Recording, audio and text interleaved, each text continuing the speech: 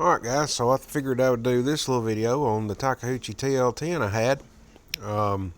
This was a rental machine from Cowan Equipment that I bought, along with that Bradco brush cutter and a bucket. So here's a little video of it brush cutting. Of course, I don't think there's any audio on that. So it done a good job. This was the first high flow cutter that I ever had. This was a high flow machine. I can't get the audio to work right with the video, so I'll just talk over. You guys know what it sounds like when it's brush cutting. That cutter had 3 blades on it with mulching teeth on the bottom of the blade carrier. Excuse me. There's a little field we did, or I did, with it. It was growing up pretty good. I didn't get a before picture. But it done a good job. It took forever to spool that cutter up, though. I don't know if the relief was bad on that machine. Here's a yard we did. It's a little project where the Leland cypresses had been took out along that fence, and the guy wanted us to clean that up and redress it up, and he wanted his gutter downspouts buried, so we did that, and we reseeded and strawed. Hardly raked it out. I'm sorry that I got a cough here. Please forgive me. For some reason, this picture is taking forever, but you can see there we are. We're trenching in the downspouts and laying those in. And there's the yard reseeded with hardly raked out. I didn't get a picture with straw. There's the machine with a hardly rake on it.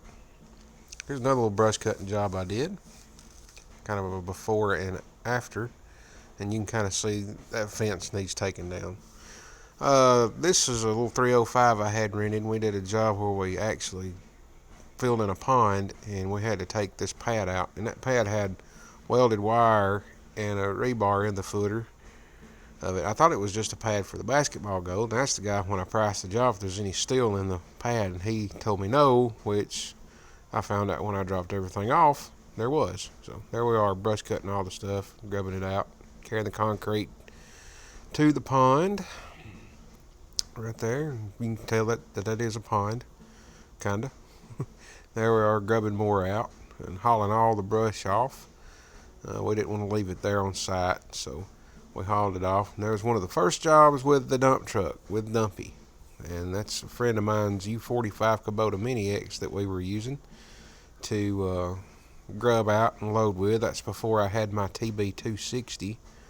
And here's another picture of the dump truck getting loaded. And I think I took 8 loads of brush off.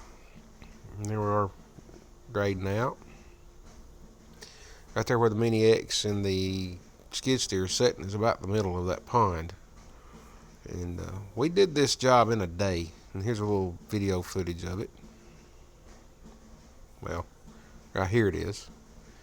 And what that is, that's a berm or a bank that they pushed all that out, kind of like the dam, and we were just breaking it up with that U45. And they were pushing the loose material into the pond. And I told the guy that he wasn't going to have enough material when I done this job, and he didn't believe me, and I wound up having to haul a lot more fill in.